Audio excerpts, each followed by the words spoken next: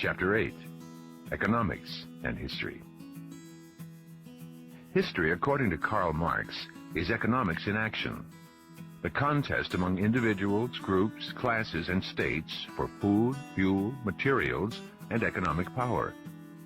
Political forms, religious institutions, cultural creations are all rooted in economic realities.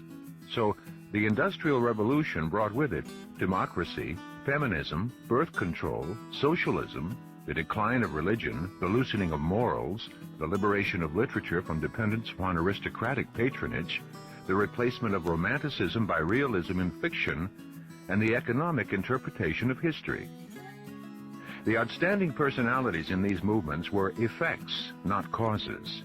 Agamemnon, Achilles, and Hector would never have been heard of had not the Greeks sought commercial control of the Dardanelles. Economic ambition, not the face of Helen, quote, fairer than the evening air, clad in the beauty of 1,000 stars, end quote, launched 1,000 ships on Ilium. Those subtle Greeks knew how to cover naked economic truth with the fig leaf of a phrase. Unquestionably, the economic interpretation illuminates much history. The money of the Delian Confederacy built the Parthenon. The treasury of Cleopatra's Egypt revitalized the exhausted Italy of Augustus, gave Virgil an annuity, and Horace a farm. The Crusades, like the wars of Rome with Persia, were attempts of the West to capture trade routes to the East. The discovery of America was a result of the failure of the Crusades. The banking house of the Medici financed the Florentine Renaissance. The trade and industry of Nuremberg made Dürer possible. The French Revolution came not because Voltaire wrote brilliant satires and Rousseau sentimental romances, but because the middle classes had risen to economic leadership, needed legislative freedom for their enterprise and trade, and itched for social acceptance and political power. Marx did not claim that individuals were always actuated by economic interest. He was far from imagining that material considerations led to Abelard's romance or the Gospel of Buddha or the poems of Keats. But perhaps he underestimated the role played by non-economic incentives in the behavior of masses, by religious fervor as in Muslim or Spanish armies, by nationalistic ardor as in Hitler's troops or Japan's kamikazes, by the self-fertilizing fury of mobs as in the Gordon riots of June 2nd through 8th, 1780 in London, or the massacres of September 2nd through 7th, 1792 in Paris. In such cases, the motives of the usually hidden leaders may be economic, but the result is largely determined by the passions of the mass. In many instances, political or military power was apparently the cause rather than the result of economic operations, as in the seizure of Russia by the Bolsheviks in 1917, or in the army coups that punctuate South American history. Who would claim that the Moorish conquest of Spain, or the Mongol conquest of Western Asia, or the Mughal conquest of India was the product of economic power? In these cases, the poor proved stronger than the rich. Military victory gave political ascendancy, which brought economic control. The generals could write a military interpretation of history. Allowing for these cautions, we may derive endless instruction from the economic analysis of the past. We observe that the invading barbarians found Rome weak because the agricultural population, which had formerly supplied the legions with hardy and patriotic warriors fighting for land, had been replaced by slaves laboring listlessly on vast farms owned by one man or a few. Today, the inability of small farms to use the best machinery profitably is again forcing agriculture into large-scale production under capitalistic or communistic ownership. It was once said that civilization is a parasite on the man with the hoe. But the man with the hoe no longer exists. He is now a hand at the wheel of a tractor or a combine. Agriculture becomes an industry, and soon the farmer must choose between being an employee of a capitalist and being the employee of a state. At the other end of the scale, history reports that the men who can manage men manage the men who can manage only things, and the men who can manage money manage all. So the bankers, watching the trends in agriculture, industry, and trade, inviting and directing the flow of capital, putting our money doubly and trebly to work, controlling loans and interest and enterprise, running great risks to make great gains, rise to the top of the economic pyramid.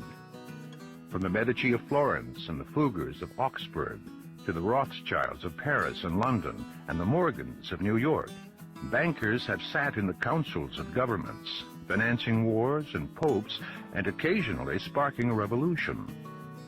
Perhaps it is one secret of their power that, having studied the fluctuations of prices, they know that history is inflationary, and that money is the last thing a wise man will hoard. The experience of the past leaves little doubt that every economic system must sooner or later rely upon some form of the profit motive to stir individuals and groups to productivity. Substitutes like slavery, police supervision, or ideological enthusiasm prove too unproductive, too expensive, or too transient. Normally and generally, men are judged by their ability to produce, except in war, when they are ranked according to their ability to destroy. Since practical ability differs from person to person, the majority of such abilities in nearly all societies is gathered in a minority of men. The concentration of wealth is a natural result of this concentration of ability and regularly recurs in history. The rate of concentration varies, other factors being equal, with the economic freedom permitted by morals and the laws. Despotism may for a time retard the concentration. Democracy, allowing the most liberty, accelerates it. The relative equality of Americans before 1776 has been overwhelmed by 1,000 forms of physical, mental, and economic differentiation, so that the gap between the wealthiest and the poorest is now greater than at any time since imperial plutocratic Rome. In progressive societies, the concentration may reach a point where the strength of numbers in the many poor rivals the strength of ability in the few rich. Then, the unstable equilibrium generates a critical situation, which history has diversely met by legislation redistributing wealth, or by revolution, distributing poverty. In the Athens of 594 BC, according to Plutarch, quote, the disparity of fortune between the rich and the poor had reached its height, so that the city seemed to be in a dangerous condition, and no other means of freeing it from disturbances seemed possible but despotic power, end quote.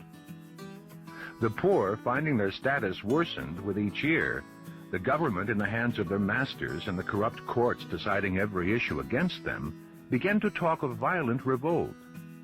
The rich, angry at the challenge to their property, prepared to defend themselves by force. Good sense prevailed. Moderate elements secured the election of Solon, a businessman of aristocratic lineage, to the supreme archonship. He devaluated the currency, thereby easing the burden of all debtors, though he himself was a creditor. He reduced all personal debts and ended imprisonment for debt. He canceled arrears for taxes and mortgage interest.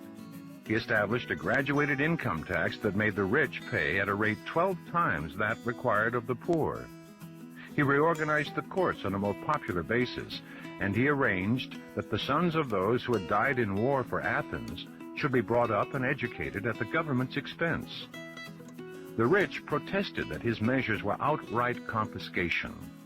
The radicals complained that he had not redivided the land, but within a generation, almost all agreed that his reforms had saved Athens from revolution.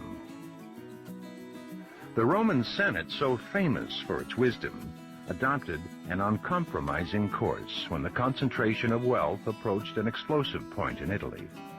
The result was 100 years of class and civil war. Tiberius Gracchus, an aristocrat elected as tribune of the people, proposed to redistribute land by limiting ownership to 333 acres per person and allotting surplus land to the restive proletariat of the capital. The Senate rejected his proposal as confiscatory. He appealed to the people, telling them, quote, "You fight and die to give wealth and luxury to others. You are called the masters of the world, but there is not a foot of ground that you can call your own," end quote. Contrary to Roman law, he campaigned for re-election as tribune. In an election day riot, he was slain, 133 BC.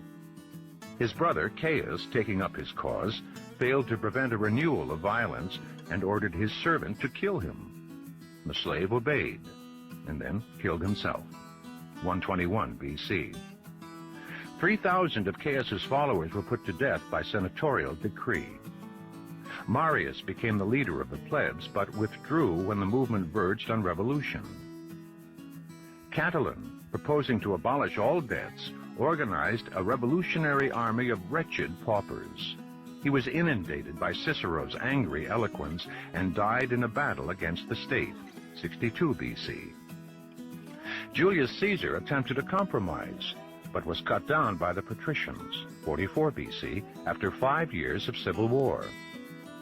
Mark Antony confused his support of Caesar's policies with personal ambitions and romance. Octavius defeated him at Actium and established the Principate that for 210 years, 30 BC to AD 180, maintained the Pax Romana between the classes, as well as among the states within the imperial frontiers.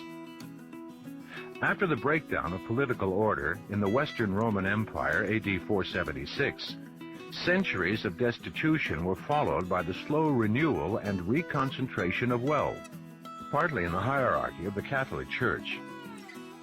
In one aspect, the Reformation was a redistribution of this wealth by the reduction of German and English payments to the Roman Church, and by the secular appropriation of ecclesiastical property and revenues. The French Revolution attempted a violent redistribution of wealth by jacqueries in the countryside and massacres in the cities. But the chief result was a transfer of property and privilege from the aristocracy to the bourgeoisie.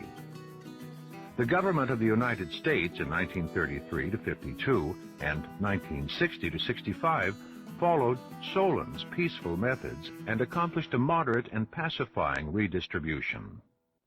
Perhaps someone had studied history. The upper classes in America cursed, complied, and resumed the concentration of wealth. We conclude that the concentration of wealth is natural and inevitable, and is periodically alleviated by violent or peaceable partial redistribution. In this view, all economic history is the slow heartbeat of the social organism, a vast systole and diastole of concentrating wealth and compulsive recirculation.